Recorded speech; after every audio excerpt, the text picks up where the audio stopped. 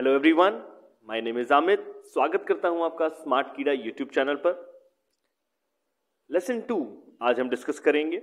Lesson 1 में हमने देखा था एजम्पशंस और इन्फेरेंसेस के बीच में क्या डिफरेंस होता है। कुछ एग्जाम्पल्स की मदद से आपको ये एक्सप्लेन करने की कोशिश की गई थी और कुछ क्वेश्चंस भी पूछे गए थे जिसका कुछ स्टूडेंट्स ने कमेंट करके जवाब भी दिया। मैं उनकी सराहना करता हूं।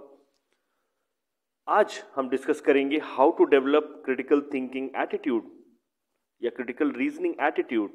ठीक है, यानी क्या माइंडसेट्स होना चाहिए जब आप सवाल देखते हैं, एग्जाम में आप जाते हैं, तो आपके माइंडसेट में क्या कुछ ऐसी एबिलिटीज या स्किल्स होने चाहिए जो कि आपको क्रिटिकल रीजनर बना सके, एक अच्छा क्रिटिकल थिंकर बना सके।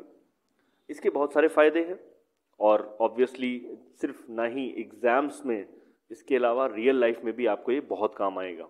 यानी आप हर जगह इसको अप्लाई कर सकते हैं, आपके इंटरव्यूज में भी इसको अप्लाई कर सकते हैं। रीजन करना आपको आना चाहिए, ठीक है, और अच्छे रीजंस देना आपके लिए आवश्यक होता है। तो आज का जो टॉपिक है वो आपकी स्क्रीन पर है, आप सवाल क्लियरली देख सकते हैं। यहाँ पे लिखा है how to develop critical attitude. ठीक है, क्या क्या कुछ होना चाहिए, क्या ऐसे एट्रीब्यूट्स होने चाहिए आपके अंदर जिससे क्रिटिकल एटीट्यूड डेवलप हो सके, वो हम डिस्कस करेंगे। बहुत ही शॉर्ट में इसको समझाने की कोशिश करूंगा। ठीक है, स्लाइड से आगे उसमें आप समझेंगे। इसके अलावा कौन सी ऐसी चीज़ें हैं जो आपको क्रिटिकल थिंकिंग से रोकती हैं, कौन से ऐसे बैरियर्स हैं जिनको आपको ओवरकम करना पड़ेगा, कौन सी ऐसी रुकावटें हैं जिन्हें आपको ओवरकम करना पड़ेगा ताकि आप एक अच्छे क्रिटिकल रीजनर बन सके। अब बहुत से लोगों के माइंड में एक बहुत मिसकंसेप्शन होता है कि क्रिटिकल थिंकिंग का मतलब होता है किसी चीज़ को क्रिटिसाइज करना। तो ऐसा कुछ भी नहीं है। क्रिटिकल थिंकिंग में हमेशा हम अच्छे आर्ग्यूमेंट्स की बात करते हैं, एक स्ट्रॉन्ग आर्ग्यूमेंट्स आपको प्रेजेंट करने चाहिए। ठीक है, और जनरली जब हम स्किल्स की जब हम बात करेंगे तो हमें ऑब्वियसली जब क्रिटिकल थिंकिंग की हम बात करेंगे तो ये आप 5 स्किल्स यहाँ देख सकते हैं, डायग्राम आपके सामने है। ये पांचों स्किल्स होने चाहिए आपके अंदर। आपको क्या क्या एबिलिटीज़ हैं जो हो जाएंगी आपके अंदर डेवलप जब आप क्रिटिकल एटीट्यूड को डेवलप करेंगे। ऑब्वियसली रीजनिंग आपकी बेहतरीन होगी, इवैल्यूएशन आपका बहुत बेहतर होगा, यानी कि कोई भी डिबेट होती है, कोई टेक्स्ट दिया जाता है आपको, तो आप वहाँ पर बहुत अच्छे तरीके से उस पर्टिकुलर आर्ग्यूमेंट को इवैल्यूएट कर सकते हैं क्रिटिकल थिंकिंग स्किल्स की मदद से। साथ ही साथ आपकी प्रॉब्लम सॉल्विंग बहुत बेहतरीन हो जाएगी, आपकी डिसीजन टेकिंग स्किल्स, आप चीज़ों को बहुत ही बेहतरीन तरीके से एनालाइज कर सकेंगे। ये सारे फायदे इस क्रिटिकल एटीट्यूड को डेवलप करने के हैं। ठीक है, चलिए देखते हैं नेक्स्ट स्लाइड में कि कौन कौन से वो एट्रीब्यूट्स हैं जो आपके अंदर होने चाहिए। ठीक है, I hope the slide is visible. पहला आप देख सकते हैं ओपन माइंडेडनेस। बिल्कुल, आप अगर क्लोज माइंडेड हैं तो ऑब्वियसली आप अच्छे गुड क्रिटिकल थिंकर नहीं हो सकते। आपको आउट ऑफ बॉक्स सोचना होगा, आपको ओपन माइंडेड रहना होगा। आप अपने जो सोचने के दायरे हैं उसको आप कंट्रोल नहीं कर सकते, उसको थोड़ा और बढ़ाना होगा आपको, ताकि एक अच्छा क्रिटिकल थिंकर आप बन सकें। ठीक है, सेकंड मैंने यहां लिखा है इंटेलेक्चुअल ह्यूमिलिटी। अब ये क्या होता है? जब भी आप ऑलरेडी एक ओपिनियन रखते हैं किसी चीज के बारे में और अगर आपको कोई नया एविडेंस दिया जाए और एक नई तरीके से सोचने का आपको मौका मिले और आप उस चीज पर गौर करें और उस एविडेंस को कंसिडर करते हुए अपनी ओपिनियन को चेंज करें, यानी आपने अपने अंदर इंटेलेक्चुअल ह्यूमिलिटी को दिखाया है। ठीक है, अब यहाँ पिक्चर में भी देख सकते हैं। कभी आपके साथ ऐसा हुआ है कि कभी आप गलत साबित हुए हों और आपने उसे एक्सेप्ट किया हो, तो ये इंटेलेक्चुअल ह्यूमिलिटी के अंदर आता है।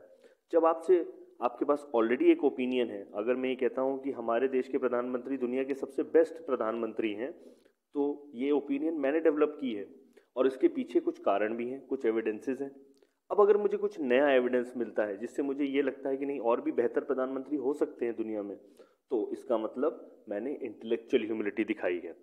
ठीक है, तो बहुत ज़्यादा स्टिक नहीं होना है, हम नए एविडेंसेस के लिए हमेशा तैयार रहना चाहिए।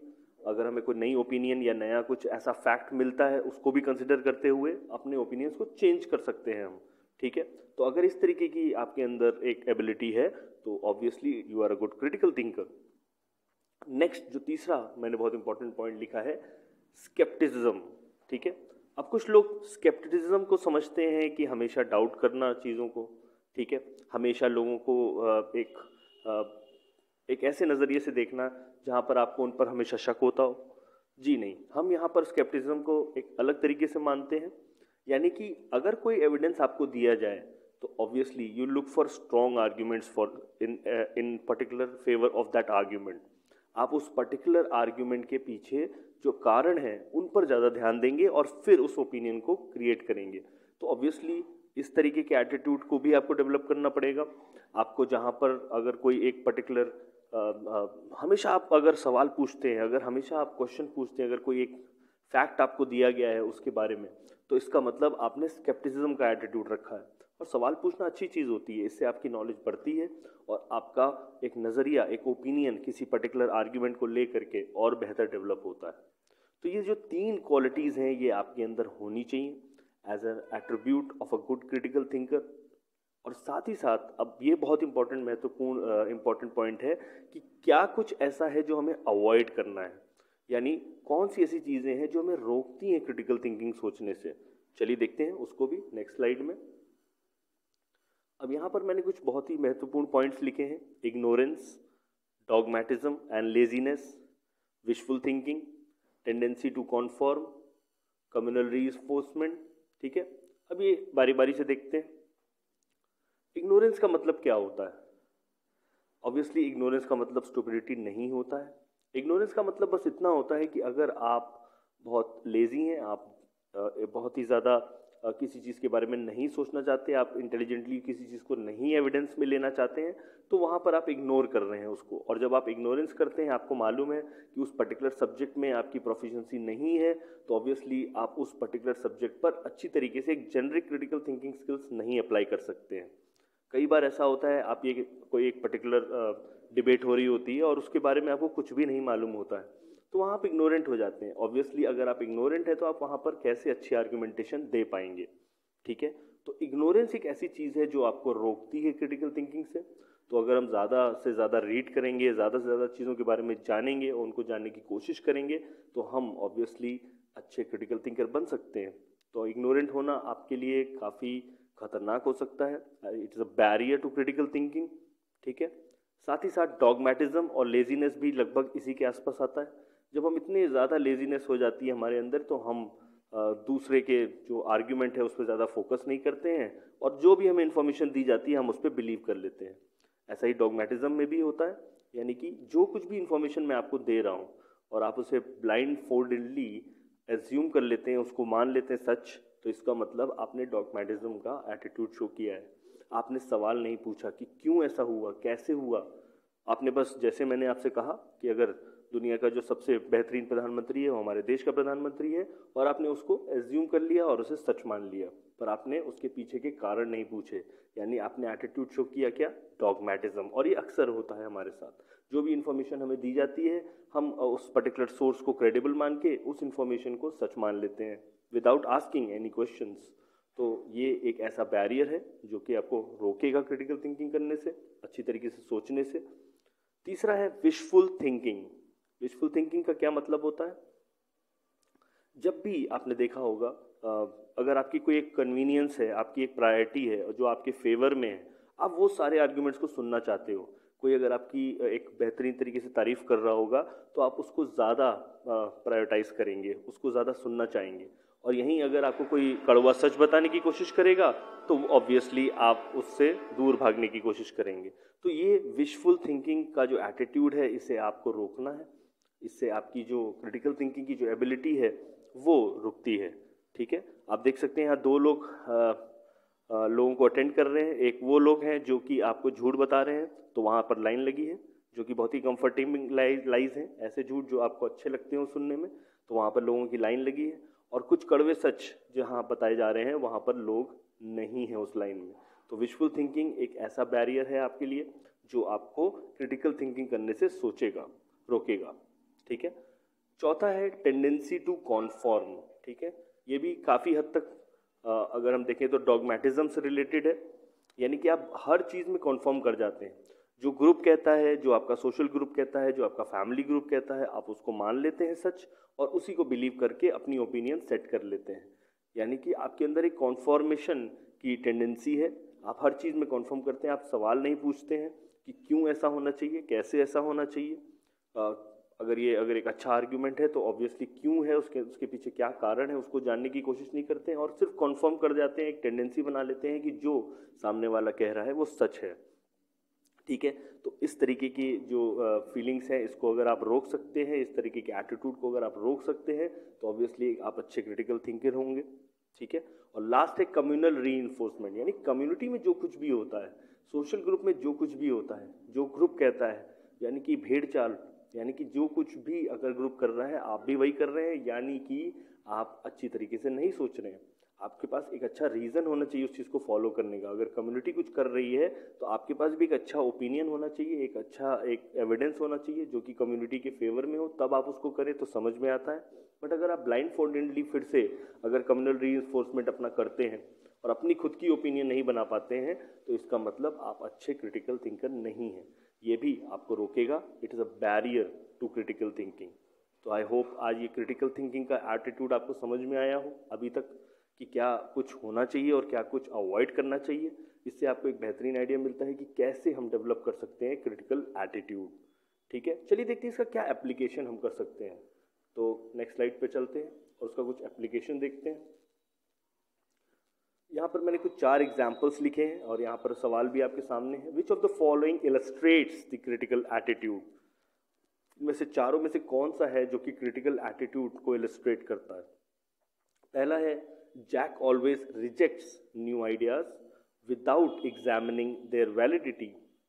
ठीक है, जब भी उसको कोई एक नया आइडिया दिया जाता है वो उसको रिजेक्ट कर देता है, जबकि उसकी वैलिडिटी को भी नहीं चेक करता कि वो सही है या गलत। तो obviously he is not showing the critical attitude. ठीक है, वो हमेशा रिजेक्ट कर देता है किसी भी नए आइडिया को, जबकि उसको उसकी वैलिडिटी को पहले एग्जामिन करना चाहिए, फिर उसको रिजेक्ट करे तो समझ में आता है। तो obviously he is not showing the critical attitude. Jill believes whatever people tell her. ठीक है, जो कुछ भी लोग उससे कहते हैं उसको बिलीव कर लेती है, उसे सच मान लेती है। Obviously she is not showing the critical attitude because she is showing dogmatism. एक तरीके से वो अपने आप को क्रिटिकली सोचने से रोक रही है। ठीक है, जो कुछ भी लोग उसको बताते हैं उसे ब्लाइंड फोल्डेडली बिल्कुल उस इंफॉर्मेशन को एज्यूम करके सच मान के अपना ओपिनियन सेट कर लेती है, तो उसने क्रिटिकल एटीट्यूड नहीं शो किया। तीसरा है James is willing to accept new information even when he has formed an opinion about it. ठीक है, यहाँ पर तीसरा आप देख सकते हैं, यहाँ पर जेम्स जो है वो कुछ इंटेलेक्चुअल ह्यूमिलिटी शो कर रहे हैं। क्यों? क्योंकि वो हमेशा तैयार रहते हैं एक नई इन्फॉर्मेशन को एक्सेप्ट करने के लिए।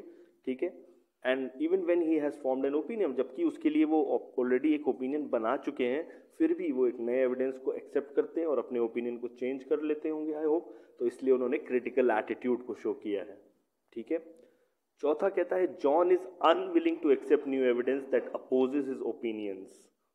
ठीक है, जॉन हमेशा किसी भी नए एविडेंस को एक्सेप्ट करने के लिए अनविलिंग होते हैं, जो कि उनके ओपिनियंस को काउंटर करती है, यानी कि वो किसी भी तरीके के अपने तथ्य को गलत नहीं मानते हैं, दूसरे के तथ्य को बिल्कुल गलत मानते हैं। तो obviously he is not showing the critical attitude. कायदे से अगर देखा जाए तो उसको पहले एक अपनी ओपिनियन बनाने के बाद हमेशा सामने वाले के एविडेंस को भी एक्सेप्ट करने के लिए तैयार रहना चाहिए, अगर उसकी वैलिडिटी एग्जामिन करने पर सही मानी जाती है तो। सो आई होप आपको इस बात से समझ में आ गया हो कि क्रिटिकल एटीट्यूड कितना इंपॉर्टेंट है, क्या उसकी इम्पोर्टेंस है, क्या उसकी ज़रूरत है। आइए एक और एग्जाम्पल देखते हैं, इसमें और भी एग्जाम्पल हैं। चलिए नेक्स्ट स्लाइड पे देखते हैं। यहाँ पर एक सवाल मैंने पूछा है जो कि जनरली आ सकता है आपके इस तरीके के सवाल अक्सर आपने देखा होगा, क्वेश्चन पेपर में भी पूछे जाते हैं, स्टेटमेंट एंड आर्ग्यूमेंट्स के हेडिंग के अंडर। ठीक है, तो देखते हैं कि कैसे हम अपना जो अभी हमने सीखा है क्रिटिकल थिंकिंग एटीट्यूड क्या चीज़ होती है, उसको अगर हम अप्लाई करने की कोशिश करें, उसको समझने की यहाँ पे कोशिश करें। ठीक है, एक सवाल यहाँ पूछा गया है, should companies downsize their workforce to decrease expenses and maximise profits. एक सवाल यहाँ पूछा गया है और उसके 4 आंसर्स हैं, 4 आर्ग्यूमेंट्स पेश किए गए हैं स्टेटमेंट के विरुद्ध, और यस और नो में जवाब देने की कोशिश की गई विथ एग्जाम्पल्स। तो चलिए देखते हैं, पहला जो इसका आंसर देने की कोशिश की गई है उसको देखते हैं। पहला बताता है कि yes, downsizing will protect the company from bankruptcy in hard economic times, यानी कि ये मानते हैं कि हाँ ऐसा सही है, अगर हम डाउन साइज करेंगे अपने वर्कफोर्स को, यानी कि कंपनीज में से छटनी करना शुरू करेंगे, तो कंपनी जो है बैंकरप्सी से बच सकती है किसी भी हार्ड इकोनॉमिक टाइम्स के दौरान। क्या एक अच्छा आर्ग्यूमेंट हो सकता है अगर मैं इंटेलेक्चुअली सोचूं, अगर मैं अपने अंदर एक ह्यूमिलिटी लाऊं, तो ऑब्वियसली यहाँ पर हम जो बात कर रहे थे स्टेटमेंट की, तो हम एक्सपेंसेस और मैक्सिमाइज कर रहे थे प्रॉफिट्स को। हमें एक्सपेंसेस को डिक्रीज करना था और प्रॉफिट्स को मैक्सिमाइज करना था। तो अब ऑब्वियसली अगर मैं अपनी डॉगमेटिक अप्रोच को रोकूं और मैं ये एक्सज्यूम कर लूं कि बैंकरप्सी की कोई बात नहीं हुई है थ्रू आउट, अभी यहाँ पर अगर रेलेवेंस देखें दोनों बातों का तो कोई भी नहीं होता। जो आंसर आपने देखा वो आप बिल्कुल मिस कर गए, पॉइंट से काफ़ी दूर था। तो आई होप आप ये समझ पा रहे हैं कि ये आर्ग्यूमेंट काफ़ी वीक है, क्योंकि हम वर्कफोर्स को डिक्रीज अपने अगर घटाने की कोशिश कर रहे हैं तो अपने एक्सपेंसेस को डिक्रीज करने की कोशिश कर रहे थे और अपने प्रॉफिट्स को मैक्सिमाइज करने की कोशिश कर रहे थे। लेकिन यहाँ पर आपने जो आर्ग्यूमेंट दिया वो बैंकरप्सी की बात कर रहा है, हार्ड इकोनॉमिक टाइम्स की बात कर रहा है, जो कि बहुत काफ़ी दूर की बात है।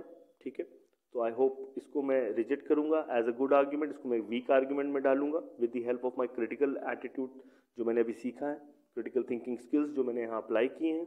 चलिए देखते हैं दूसरा आंसर क्या दिया गया था। Companies have no obligation to employ more people than it can handle, यानी कि कंपनी को कोई ऐसी एक तत्परता नहीं है कि उसको किसी तरीके से ज़्यादा से ज़्यादा लोगों को एम्प्लॉय करना है और उसको उनको काम देना है, उनको जॉब देना है जिससे ज़्यादा उसकी कैपेसिटी ना हो, उसकी इतनी पोटेंशियल ना हो। क्या एक अच्छा आर्ग्यूमेंट हो सकता है इस बात को बोलने के लिए कि कंपनीज को अपने वर्कफोर्सेस को डिक्रीज या डाउन साइज करना होगा ताकि वो एक्सपेंसेस को कट ऑफ कर सके या प्रॉफिट्स को मैक्सिमाइज कर सके? काफ़ी दूर रहता है ये, फिर से एक तरीके से देखा जाए तो काफ़ी एविडेंस, अगर इसका वैलिडिटी को एग्जामिन करें हम, तो ये एविडेंस बहुत ही ज़्यादा दूर है अपने सोल्यूशन से, क्योंकि हम यहाँ पर ऑब्लिगेशंस या नो ऑब्लिगेशंस की कोई बात नहीं करते कि कोई चीज़ उसके लिए कंपलसरी है या नहीं है। हम यहाँ पे डिपेंड कर रहे हैं कि कैसे हम एक्सपेंसेस को डिक्रीज कर सकते हैं या प्रॉफिट्स को मैक्सिमाइज कर सकते हैं। क्या उसके लिए हमें वर्कफोर्स को डाउनसाइज कर देना चाहिए, हम इस बारे में डिस्कस कर रहे थे। अगेन ये काफ़ी इररेलेवेंट होगा एज एन आंसर, इसे हम वीक आर्ग्यूमेंट की श्रेणी में डालेंगे। ठीक है, चलिए देखते हैं तीसरा। No, downsizing leads to demoralization of the workforce and causes a drop in employee productivity. अब ये यहाँ पर सीधा इसको मना कर दिया गया है कि नहीं, हम ऐसा नहीं कर सकते। इससे ये होगा कि जो हमारे वर्कफोर्स है वो डिमोरलाइज हो जाएंगी। ठीक है, तो एक तरीके का मैंने यहाँ पर जो एटीट्यूड दिखाया है वो काफ़ी हद तक इंटेलेक्चुअल ह्यूमिलिटी के दायरे में आएगा। ठीक है, मैंने एक नए एविडेंस को लिया है यहाँ पर और उसके माध्यम से यहाँ पर इस चीज़ को सॉल्व करने की कोशिश की गई है। मैंने ये बताया कि वर्कफोर्स डिमोरलाइज होती है जब आप इस तरीके की डाउनसाइजिंग करते हैं, और उससे ये होता है कि एम्प्लॉयज़ की जो प्रोडक्टिविटी है वो ड्रॉप हो जाती है, इसीलिए हमें डाउनसाइज नहीं करना चाहिए। तो येस और नो कुछ भी हो सकता है, but obviously it's a very strong statement. आपने एक बहुत ही अच्छा कारण दिया विथ गुड एग्जाम्पल्स, उसके पीछे के एविडेंसेस भी दिए हैं, और इसीलिए ये बड़ा एक्सेप्टेबल सा आंसर होता है, क्योंकि यहाँ पर आपने क्लियरली बताया है कि वर्कफोर्स डिमोरलाइज हो जाती है और साथ ही साथ एम्प्लॉय प्रोडक्टिविटी ड्रॉप हो जाती है, इसीलिए हमें ये नहीं करना चाहिए। तो आपने दो अच्छे कारण दिए उसके पीछे अपने येस और नो के जवाब के बारे में। ठीक है, अभी तक जो दो कारण दिए गए थे वो बहुत ही इररेलेवेंट थे, दोनों ही ऊपर के दोनों आंसर्स में आप देख सकते हैं कि आर्गुमेंटेशन बहुत स्ट्रॉन्ग नहीं थी, लेकिन जो तीसरा है वो काफ़ी स्ट्रॉन्ग आंसर दिखता है with the help of our intellectual humility and scepticism attitude. ठीक है, चौथा देखते हैं। Companies which have no control over the size of the workforce will be highly vulnerable to economic climates and market changes, यानी कि companies जिनका कोई भी कंट्रोल नहीं होता वर्कफोर्स की साइज पर, वो इकोनॉमिक क्लाइमेट्स और मार्केट चेंजेस को नहीं सस्टेन कर पाती हैं। ठीक है, क्या इसके पीछे मेरे पास कोई अच्छा एविडेंस है? क्यों इस तरीके की बात सोची आर्ग्यूअर ने? क्या ऐसा नहीं होता कि जिन कंपनीज या लार्ज कंपनीज में लोग ज़्यादा मेहनत करके और उसको मार्केट चेंजेस के दौरान और एक अच्छी वर्कफोर्स, एक अच्छे स्किल्ड लेबर आपका इकोनॉमिक क्लाइमेट से आपको निकाल सकेगा बाहर? Obviously it is possible. ठीक है, तो दोनों काउंटर चीज़ें हमारे सामने हैं।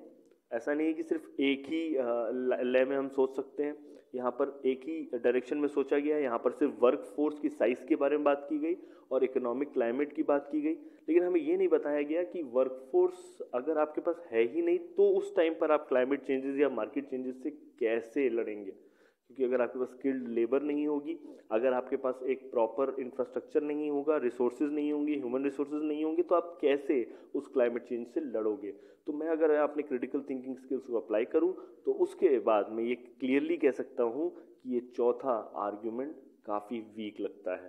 ठीक, क्योंकि यहाँ पर मैंने एक सवाल पूछा जिसका जवाब मुझे नहीं मिल पाया कि जब मार्केट चेंज होता है उन कंपनीज के लिए जहाँ पर एम्प्लॉयज़ बहुत कम होते हैं, तो क्या वो सस्टेन कर पाती हैं उसको, because they don't have that much of work force. तो ऑब्वियसली वो मुश्किल होगा उनके लिए, और मैं ये क्लियरली बोल सकता हूँ कि चौथा आर्ग्यूमेंट काफ़ी वीक आर्ग्यूमेंट होगा। ठीक है, आई होप आपको ये सेशन में कुछ क्लियरिटी आई हो कि क्या चीज़ होती है क्रिटिकल एटीट्यूड। सवालों की मदद से मैं ये बताने की कोशिश कर रहा था। आई होप आपको ये वीडियो अच्छा लगा हो, और अगर ये अच्छा लगा हो तो प्लीज़ डू कमेंट। ठीक है, अगर कोई सवाल आपके माइंड में हो तो ज़रूर पूछें। नेक्स्ट लेक्शन में मिलते हैं। टिल देन पढ़ाई करते रहें, तैयारी करते रहें। जय हिंद।